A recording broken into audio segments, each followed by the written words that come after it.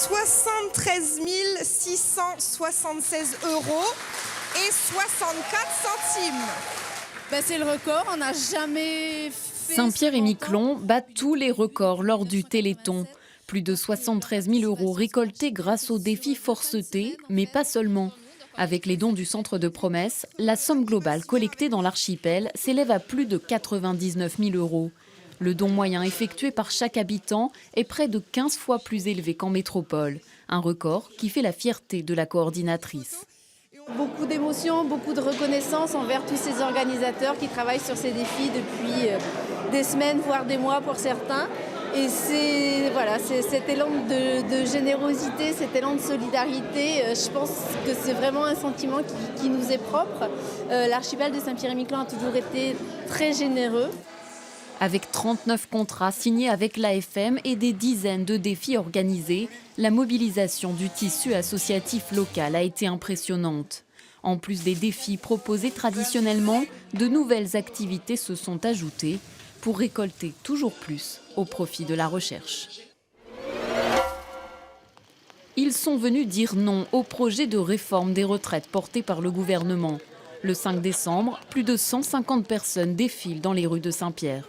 Nous, au niveau local, on réclame le maintien du système qui est géré localement, avec des cotisations des salariés et des patrons niveau local, avec un régime spécial et local qui prennent en compte à la fin aussi le niveau de la vie sur l'archipel.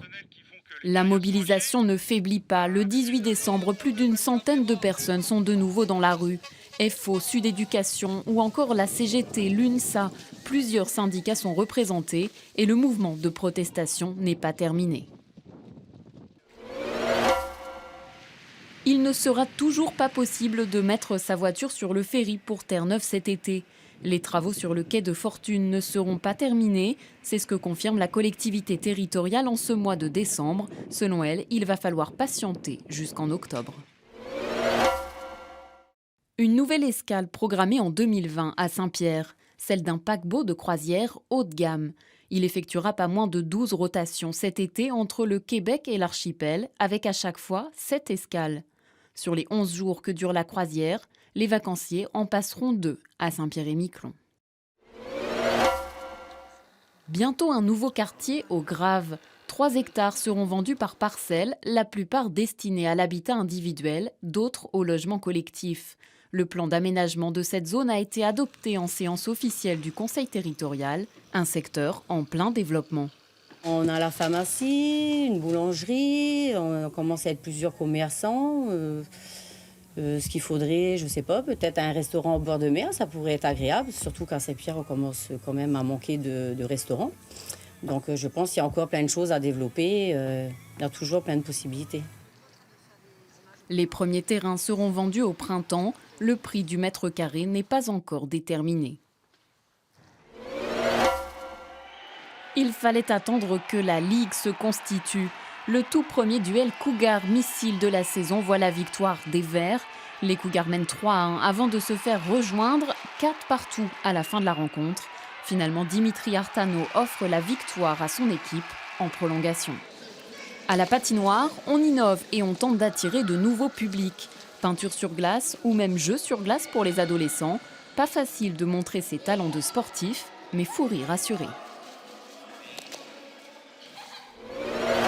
Déjà 70 ans pour l'association sportive miquelonaise, l'ASM. À la salle des fêtes municipale de Miquelon, une exposition retrace l'histoire de ce club de football.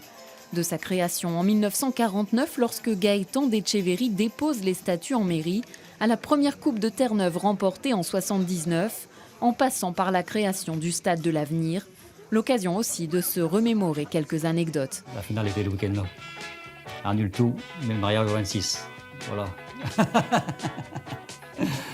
C'est une religion ou pas, la SM? Oui, dans le temps, c'était une religion. Ah non. La SM avant tout, et toutes choses après. Décembre, c'est aussi le temps des fêtes. Celui des marchés de Noël sous la neige et des défilés illuminés. De belles décorations font leur apparition et certains, comme Lolita Clément, mettent beaucoup de cœur à l'ouvrage. Le 24 au soir, Les chrétiens ont célébré la naissance de l'enfant Jésus, à Miquelon comme à Saint-Pierre, avant pour beaucoup de se retrouver autour d'un bon repas.